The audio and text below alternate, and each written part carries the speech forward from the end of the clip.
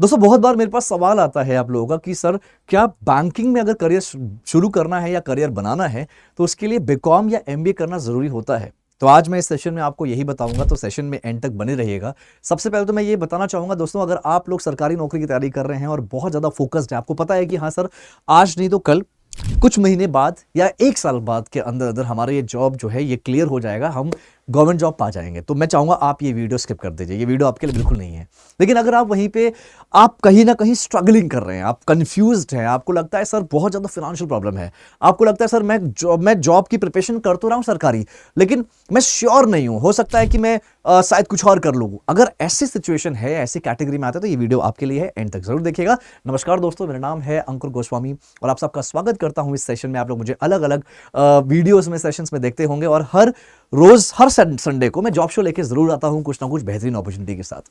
तो आज मैं बात करूंगा कि क्या प्राइवेट बैंकिंग की बात हो रही है, स्पेसिफिकली प्राइवेट बैंकिंग में जाने के लिए बीकॉम या एमबीए करना जरूरी है या कॉमर्स का स्टूडेंट होना जरूरी है।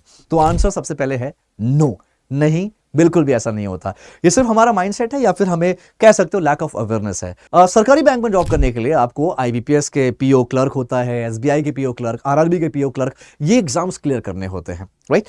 वहीं पे प्राइवेट बैंक्स में अगर आपको जॉब करनी है तो दोस्तों प्राइवेट बैंक्स में एज अ फ्रेशर अगर आपको कंसिडर किया जाता है तो ज्यादातर आपको सेल्स की जॉब मिलती है, सेल्स ऑफिसर से आप शुरुआत करते हैं। हाँ, ये बात अलग है कि अगर आपने किसी टीयर 1 कॉलेज से आपने अगर एमबीए वगैरह करा है, टीयर 1 कॉलेज की मैं बात कर रहा हूं, तो आपको एक अच्छा पैकेज 10, 15, 20, 25 का पैकेज मिल सकता है और आपको कोई और अपॉर्चुनिटी जो कह सकते हो मैनेजमेंट लेवल या फिर ऑपरेशंस लेवल पे एक अच्छी पोजीशन मिल सकती है। लेकिन वो तब मिलती है जब आपने एमबीए टीयर 1 कॉलेज से किया है। लेकिन अगर आपने एमबीए किया है टीयर 3, टीयर 4, टीयर 5 कॉलेज से, तो इस केस में क्या होता है, उस केस में आपको एज अ फ्रेशर और एज अ नॉर्मल ही कैंडिडेट कंसीडर किया जाएगा। तो उसके लिए जरूरी नहीं है कि आपने बीकॉम करो, अब BA, BSc, BCom, BTech, BPharma कुछ भी करे हो, आप बैंक में नौकरी कर सकते हैं। प्राइवेट बैंक की बात करो तो प्राइवेट बैंक में सबसे ज्यादा जो मैटर करता है वो स्किल्स का मैटर करता है। आपका स्किल्स क्या क्या है एक पोजीशन के लिए जिसके लिए आप अप्लाई करते हो, क्या उसमें वो सारे स्किल्स आपके पास हैं जो स्किल्स की रिक्वायरमेंट उसके लिए, उस पोजीशन के लिए, उस प्रोफाइल के लिए जरूरत होती है। स्किल सेट जो होता है क्या वो आपके पास है कि नहीं। जनरली एक बैंक में अगर बात करता हूं, प्राइवेट बैंक में क्या होता है ना दोस्तों, आप किसी भी पोजीशन पे काम कर रहे हो, आप टेलर हो मतलब कैशियर हो, आप सर्विस में हो यानी कि आप हेल्प डेस्क पे बैठे हो, आप कस्टमर सर्विस ऑफिसर हो, आप सर्विस मैनेजर हो, आप ब्रांच ऑपरेशंस मैनेजर हो, डेप्यूटी ब्रांच मैनेजर हो, असिस्टेंट ब्रांच मैनेजर हो या ब्रांच मैनेजर हो या रिलेशनशिप मैनेजर हो, रिलेशनशिप ऑफिसर हो, किसी भी रोल में काम कर रहे हो, आपको सेल्स करना मैंडेटरी होता है। ये मैं नहीं कह रहा, ये बैंक कहती है, ये आर्टिकल्स कहते हैं, ये रियलिटी बताता है कि आपको बैंक में सेल्स करना ही होता है, यही रियलिटी है। तो सेल्स करने के लिए किसी डिग्री से आप सेल्स नहीं सीखते हो, ना तो बीकॉम से ना तो एमबीए से। हाँ, एक बार बोलूं तो एमबीए में सेल्स सिखाया जाता है, सेल्स एंड मार्केटिंग का प्रॉपर एक कंटेंट और एक पूरा मॉड्यूल होता है, लेकिन वो थोड़ा सा थ्योरेटिकल पार्ट जब में ज्यादा आ जाता है। तो दोस्तों यहां पे आपको बैंक में करियर बनाने के लिए, करियर शुरू करने के लिए स्किल्स बहुत मैटर करता है, राइट। कोई डिग्री मैटर नहीं करती। हाँ, एलिजिबिलिटी क्राइटेरिया का पार्ट, एलिजिबिलिटी क्राइटेरिया का हिस्सा बनने के लिए आपके पास ग्रेजुएशन होना मैंडेटरी होता है। बैंक कभी कंसीडर नहीं करेगी अगर आपने ग्रेजुएशन नहीं किया है, राइट। आपको ग्रेजुएशन कंप्लीट होना चाहिए, डजंट मैटर कौन सा स्पेशलाइजेशन है, कुछ भी किया हो आप एलिजिबल हो। अब बात करते हैं, कुछ ऐसे बैंक्स होते हैं जो परसेंटेज क्राइटेरिया देखते हैं, यानी कि जैसे फॉर एग्जांपल एक्सिस बैंक के कुछ जॉब रोल्स के लिए 50% मांगता है, कुछ ऐसे अलग अलग बैंक्स हैं कुछ अलग अलग रोल्स के लिए 50% मांगते हैं। लेकिन जनरली अगर मैं बात करूं तो बहुत सारे बैंक्स ऐसे भी हैं जो सिर्फ ग्रेजुएशन मांगते हैं। अब बात आती है दोस्तों स्किल्स कौन कौन सी होनी चाहिए, तो सबसे पहले स्किल्स की बात करते हैं। कम्युनिकेशन बहुत ज्यादा इंपॉर्टेंट है। कम्युनिकेशन, बातचीत करना आना चाहिए, अपनी बात रखना आना चाहिए, आपको कन्विंस करना आना चाहिए। आपको बहुत अच्छा स्किल होता है कन्विंस करना, और ये चीजें पता, ये चीजें कभी भी सिखाई नहीं जाती। आप बुक से नहीं सीख सकते कन्विंस कैसे करते हैं, आपको ये प्रैक्टिकल जिंदगी में जो आम जिंदगी होती है ना, वहीं से आप सीख सकते हैं। एग्जांपल के तौर पे आप सब्जी लेने जाते हैं, आप कहीं टैक्सी में जाते हैं, कहीं ऑटो में ट्रैवल कर रहे हैं, कैब वाले से कैब में ट्रैवल कर रहे हैं, तो जितने भी लोग हैं वहां से बात करना शुरू करिए। आप जब तक ये बात करना किसी से शुरू नहीं करेंगे ना, तब तक आपको कम्युनिकेट करने नहीं आएगा। तो ये बहुत जरूरी होता है और इसका कोई, मैं फिर बोलता हूं दोस्तों, इसका कोई कोर्स करके आप ये चीज सीख नहीं पाओगे। आप कोर्स कर लोगे, वेल एंड गुड, अच्छी बात है, लेकिन अगेन क्या लर्निंग रहेगी, जब तक आप प्रैक्टिकली इसको नहीं करोगे तब तक आप सीख नहीं सकते। सकते। अब नेक्स्ट जो हमारा स्किल्स आता है वो है नॉलेज। लोगों को लगता है नॉलेज की बात हम कर रहे हैं, नॉलेज मतलब होता है प्रोडक्ट नॉलेज। ऐसा बिल्कुल भी नहीं है। प्रोडक्ट नॉलेज तो कहीं ना कहीं बिल्कुल जरूरी तो होता ही है, इसमें कोई दो राय नहीं है, बट प्रोडक्ट नॉलेज के साथ साथ दुनिया भर का नॉलेज होना बहुत जरूरी होता है। एग्जाम्पल, आप एक कस्टमर से मिलने गए, वो है सप्लाई चेन मैनेजर, और अब आपने उससे पूछा कि आप करते क्या, उसने बोला मैं एक सप्लाई चेन मैनेजर हूं। अब आप परेशान हो गए, आप सोच में पड़ गए, यार मैंने साइकिल का चेन सुना है, बाइक का चेन सुना है, पैंट का चेन सुना है, बैग का चेन सुना, ये सप्लाई चेन क्या होता है? जब आपको नॉलेज ही नहीं है सप्लाई चेन के बारे में तो आप कंफ्यूज हो गए। फिर आप वहां पे उससे क्वेश्चन, सर क्या होता है सप्लाई चेन? अब वहीं पे आपने वहां पे क्वेश्चन कर लिया कि सप्लाई चेन क्या होता है, वहीं पे वो बंदा समझ जाएगा, वो कस्टमर समझ जाएगा कि यार ये थोड़ा सा भोंदू टाइप है, इसको नहीं पता, सप्लाई चेन मैनेजर नहीं पता। तो ये छोटी छोटी चीजें बहुत बड़ा इंपैक्ट क्रिएट करती है। वहां पे आप अपना बिजनेस लॉस कर जाओगे, बिजनेस नहीं होगा, वहां पे सेल्स नहीं होगा। यही रियलिटी है दोस्तों। लोग बोलते हैं ना कि सेल्स इज लाइक सेल्स एक ऐसा प्रोफेशन है जहां पे जिसको कुछ नहीं आता वो सेल्स में आता है। अब ये हालात, जज्बात, वक्त बदल चुका है। अब जिसको सब कुछ आता है वही सेल्स में आता है, वही सेल्स में टिक पाता है, वही सेल्स में ग्रो कर जाता है। ये रियलिटी है। तो bank is all about sales, bank is all about business. कोई इसमें डिग्री की जरूरत नहीं होती, स्पेसिफिक डिग्री की जरूरत नहीं होती शुरुआत करने के लिए। अब आप बोलोगे, बहुत सारे बच्चों को लगता है कि सर मैं तो सेल्स से शुरुआत कर दूंगा, फिर 1 साल 2 साल के बाद मैं एमबीए कर लूंगा, मैं एमबीए कर लूंगा किसी कौन सा डिस्टेंस लर्निंग से, किसी डिस्टेंस कॉलेज से एमबीए कर लूंगा, किसी ऑनलाइन से एमबीए कर लूंगा। बेटा अगर आप डिस्टेंस या ऑनलाइन से एमबीए करते हो, आपको यह लगता है कि एमबीए करके आप अभी 20,000 कमा रहे हो तो एमबीए करके आपको 50,000 की नौकरी मिल जाएगी, ऐसा नहीं होता है। ऐसा ये गलत फहमी है आप लोगों की कि एमबीए करके आपको सैलरी बढ़ जाएगी, 20-30 हजार एक्स्ट्रा मिल जाएगा। नहीं होता ऐसा, क्योंकि आप जो एमबीए करने जा रहे हो ना, आप उसकी वैल्यू समझिए पहले। डिस्टेंस लर्निंग में आपने सीखा क्या सीखोगे, क्या एमबीए में सीखोगे, क्या आप उस डिस्टेंस लर्निंग वाले में क्या सीखोगे? कुछ नहीं सीखते आप, सिर्फ आपके पास डिग्री हो जाएगी, दैट्स इट। आप जो ऑनलाइन एमबीए करोगे उसमें क्या सीखोगे? सिर्फ आपके पास डिग्री हो जाएगी। और इंडिया में ऐसे तमाम यूनिवर्सिटीज हैं, आप गूगल पे डालोगे ना, कई हजार यूनिवर्सिटीज का नाम आ जाएगा जो आपको डिस्टेंस एमबीए और ऑनलाइन एमबीए कराती हैं। तो इंडिया में ऐसी यूनिवर्सिटी से आप दूर रहें। ऐसा बड़ी बड़ी बातें होंगी, लेकिन दोस्तों ये सच्चाई है, एमबीए करके ऐसे जॉब सैलरी हाइक नहीं होता है। अब समझिए, एमबीए करना क्या जरूरी है? स्टार्टिंग में तो जरूरी बिल्कुल भी नहीं है।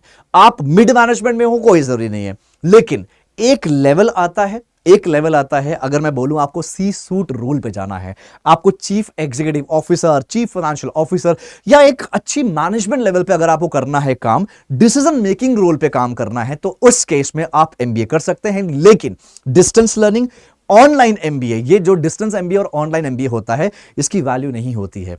अगर आप एग्जीक्यूटिव एमबीए करेंगे, एग्जीक्यूटिव एमबीए, वो उसकी वैल्यू होती है। एग्जीक्यूटिव एमबीए आप समझते होंगे, ये एग्जीक्यूटिव प्रोफाइल्स के लिए होता है। एग्जीक्यूटिव वाला एग्जीक्यूटिव नहीं, सेल्स एग्जीक्यूटिव वाला नहीं। एग्जीक्यूटिव मतलब जो टॉप नॉच मैनेजमेंट के लोग होते हैं ना, उन्हें एग्जीक्यूटिव्स बोलते हैं। तो ये जो एग्जीक्यूटिव एमबीए होता है, ये उनके लिए होता है जिनके पास अच्छा एक्सपीरियंस है और इंटरनेशनल यूनिवर्सिटी से आप एमबीए करिएगा, वो भी अभी नहीं। When you will start earning like 1 lakh per month, 80,000 70,000, कम से कम इतनी सैलरी हो जाए, अच्छा एक्सपीरियंस हो जाए, तब आप इंटरनेशनल एमबीए करिएगा, इंटरनेशनल यूनिवर्सिटी से एग्जीक्यूटिव एमबीए। ये मैं हमेशा अपने बच्चों को बताता हूं, तब एमबीए की जरूरत पड़ सकती है, तब एमबीए इंपॉर्टेंट होता है। अब इंटरनेशनल यूनिवर्सिटी में आप इंटरनेशनल स्ट्रैटेजी सीखते हैं, इंटरनेशनल प्लेटफॉर्म्स पे काम करते हैं, अलग अलग चीजें सीखते हैं, इंटरनेशनल केस स्टडीज आप लर्न करते हैं, वहां से बहुत कुछ सीखने को मिलता है। तो डिफरेंस है, डिस्टेंस लर्निंग, ऑनलाइन लर्निंग और एग्जीक्यूटिव एमबीए में बहुत डिफरेंस है।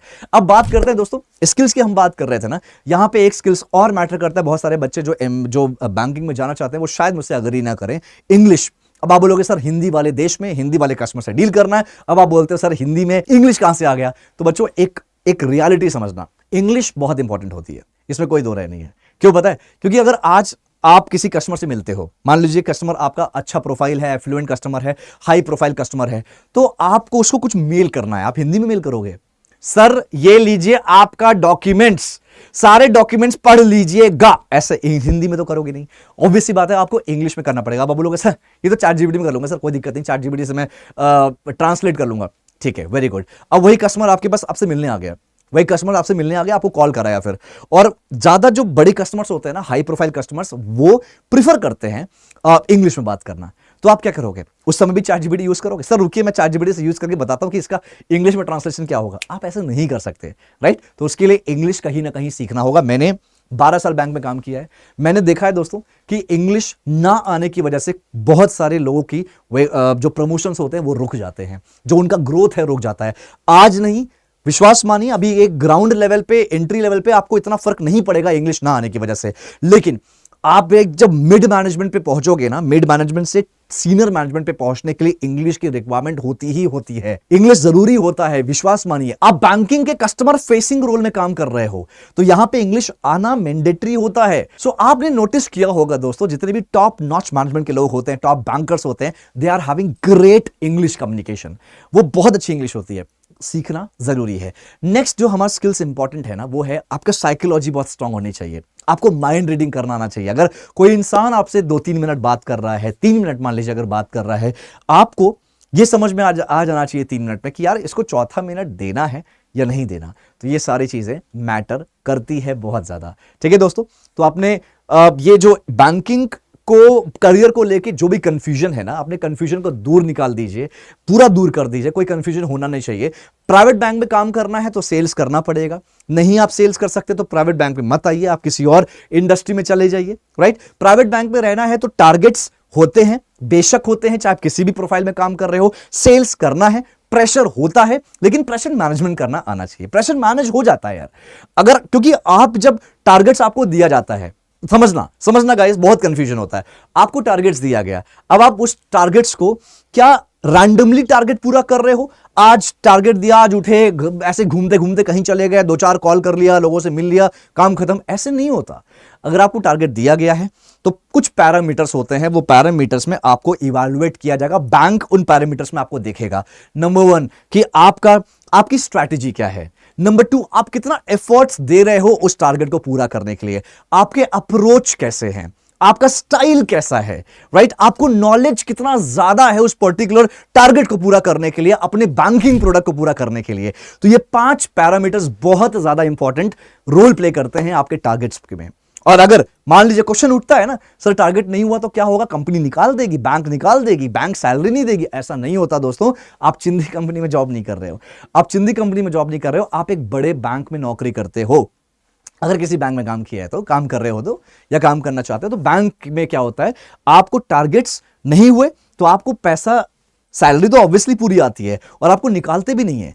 आपका इवैल्यूएशन करते हैं, आपको पूरी तरह से आपको एनालाइज करते हैं कि आपने क्या क्या, जो पैरामीटर मैंने बताया, इन पैरामीटर में एनालाइज करते हैं कि आपने कहां पे कमी रखी। सब कुछ अच्छा है फिर भी सेल नहीं आया तो हो सकता है कि कुछ ना कुछ इश्यूज हो, कुछ ना कुछ समय अच्छा ना चल रहा हो।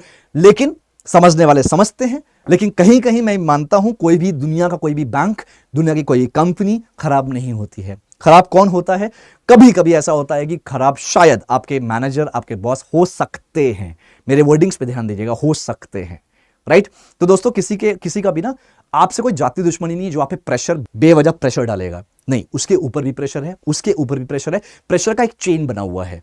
राइट, तो प्रेशर टॉप लेवल से प्रेशर आता है, तब आप तक प्रेशर पहुंचता है। लेकिन आप समझिए, ये प्रेशर कोई आपको जानबूझ के नहीं देता। आप काम अच्छा कर रहे हो, आप परफॉर्म अच्छा कर रहे हो, तो डेफिनेटली प्रेशर का तो सवाल ही नहीं उठता। लेकिन अब आप रैंडमली काम करोगे बिना स्ट्रैटेजी के तो दिक्कत तो आएगी। ठीक है दोस्तों, ये मैं वीडियो इसलिए बना रहा हूं ताकि आप सबकी माइंडसेट जो है ना वो क्लियर रहे। क्योंकि हमारे बहुत सारे प्रोग्राम्स में आप पार्टिसिपेट करते हो, बहुत सारे प्रोग्राम्स में आप ज्वाइन कर रहे हो, आप इंटरव्यू क्लियर कर रहे हो, लेकिन बहुत सारे बच्चों का देखा माइंडसेट अभी वही है कि यार मैं एक जगह बैठूंगा, वहां पे मैं बैठ के काम करूंगा, मुझे ऐसे ग्रो मिलेगा, नो पेन नो गेन। आपको अगर बैठने वाली कंफर्ट वाली नौकरी चाहिए ना, आप कहीं और जाइए प्लीज। आपसे हम्बल रिक्वेस्ट है, banking is not for you. जितने भी लोग यहां पे बैंकिंग में आना चाहते हैं, लाइक मैनेज करना कर सकते हैं, करिए। राइट दोस्तों, तो लास्ट में दोस्तों एक चीज बोलूंगा, अगर आप कुछ समय से जॉब ढूंढ रहे हैं, प्राइवेट बैंक्स में जॉब करना चाहते हैं, आप पूरे इंडिया में कहीं से भी हैं, लेकिन आपने कम से कम 1 साल तो जॉब ढूंढा है, जॉब मिली नहीं ना, उस केस में क्या करना होगा? हमारे पास हमारा एक प्रोग्राम चल रहा है वर्चुअल रिलेशनशिप मैनेजर का, कोटक महिंद्रा बैंक के साथ। राइट, समझिएगा, फिर से बोलूंगा, अगर आप कहीं जॉब ढूंढ रहे हैं, साल भर हो गया है, जॉब नहीं मिल रही है, तभी आप इसका हिस्सा बनिएगा। नीचे देखिए फॉर्म दिया हुआ है, फॉर्म को जरूर भरिएगा। अगर आप एलिजिबिलिटी फुलफिल करते हैं, आपकी उम्र 25 साल के अंदर अंदर है और आपने ग्रेजुएशन में 60% कम से कम स्कोर किया है, तो आप एलिजिबल हैं। नीचे फॉर्म भरिएगा। वर्चुअल रिलेशनशिप मैनेजर का ये रोल होगा, असिस्टेंट मैनेजर का ग्रेड होगा, कोटक महिंद्रा बैंक में जॉब है। और लेकिन पूरे इंडिया में से कहीं से भी हो, लेकिन जो पोस्टिंग मिलती है ना, वो आपको थाने, जो कि मुंबई में है, मुंबई में पोस्टिंग मिलेगी, 26,000 रुपए यहां पे सैलरी मिलेगी। अब आप बोलोगे सर इतना कैसे होगा, महंगा है ये वो। मैं मानता हूं दोस्तों, मैनेज करना पड़ेगा। मैंने फिर बोला, जो लोग जॉब नहीं कर रहे हैं, जॉब नहीं मिल रही है, उनके लिए है ये ऑप्शन, ठीक है। और भी जो लोग, मैं आपको क्लियर कर देता हूं, 80 के आसपास 79 स्टूडेंट्स हैं, कैंडिडेट्स हैं, जो अभी इस पोजीशन को ज्वाइन कर चुके हैं। कुछ लोग ज्वाइन कर चुके हैं, कुछ लोग ट्रेनिंग में हैं। तो यहां पे बच्चे रह रहे हैं, ये भी बाहर बाहर से गए हैं। ये ऑलरेडी यहां पे इन्होंने पीजी वगैरह लिया है। 8-10 हजार का आराम से, बढ़िया सा 8-10 हजार का आपको पीजी मिल जाएगा, जहां पे रहना खाना दोनों मिलेगा। और बाकी 16,000 रुपए आप मैनेज करना पड़ेगा थोड़ा सा आपको। दोस्तों देखो, मैं फिर बोलूंगा, ये जो प्रोग्राम है ना, ये पेड प्रोग्राम है। यहां पे आपको 50,000 रुपए आपका इन्वेस्टमेंट जाएगा। लेकिन जब आप 1 साल पूरा काम कर लोगे, 1 साल के बाद ये 50,000 रुपए वापस भी हो जाता है। तो थोड़ा सा समझना पड़ेगा, प्लान करिए, कुछ भी प्रॉब्लम हो मुझसे कनेक्ट करिए। एंड डेफिनेटली मैं आपके लिए यहां पर हूं, आपको पूरी तरह से ट्रेन करने के लिए हूं। इस वाले प्रोग्राम को डायरेक्टली ज्वाइन नहीं किया जा सकता। नीचे फॉर्म दिया है, फॉर्म भरिए और हमारी टीम कॉल करेगी और आपको पूरी जानकारी देगी दोस्तों, ठीक है। एंड यहां पे ना, जब आप अप्लाई करते हो, अब अप्लाई जब करोगे तो टेस्ट होगा, आपका टेस्ट होगा। आप इसी लिंक से, जो लिंक दिया है ना, उसी लिंक से आप अप्लाई जरूर करिएगा, ताकि मैं डायरेक्टली आपसे कनेक्ट करूं, मैं खुद आपको पर्सनली ट्रेनिंग दूं। टेस्ट देना होगा, टेस्ट के पहले मैं ट्रेनिंग दूंगा कैसे टेस्ट क्लियर करना है। टेस्ट के बाद इंटरव्यू होता है। पहला इंटरव्यू जो होगा वो हमारी टीम लेगी, दूसरा इंटरव्यू कोटेक के बिजनेस हेड लेते हैं, बिजनेस टीम लेती है। तो मैं आपको हर एक स्टेप पे आपको मैं ट्रेन करता हूं दोस्तों। मैं उम्मीद करता हूं कि आपको समझ में आया होगा। कोई भी कंफ्यूजन है तो प्लीज कंफ्यूजन को दूर करिए। ये कोई, मैं फिर बोल रहा हूं, कोई बेचने वाली चीजें नहीं हो रही है, अपॉर्चुनिटी की बातें हैं। मैंने बार बार बोला, जो लोग जो नौकरी जिनको नहीं मिल रही है, उनके लिए है। और अगर आप लोगों को लगता है तो आप स्किप पहले कर देते, मैंने पहले इसलिए कहा था आप स्किप कर दीजिए, ठीक है दोस्तों। तो क्लैरिटी रखिए और अपने स्किल्स पे काम करते रहिए। स्किल्स ही है जो आपको बहुत ऊपर तक ले जा सकता है। ऑलराइट, उम्मीद करता हूं समझ में आया होगा। Thank you so much. अपना ख्याल रखिए, अपने स्किल्स पे काम करते रहिए। मिलते हैं किसी और जॉब अपडेट में। And all the best. God bless you everyone. Thank you so much. Thanks a lot.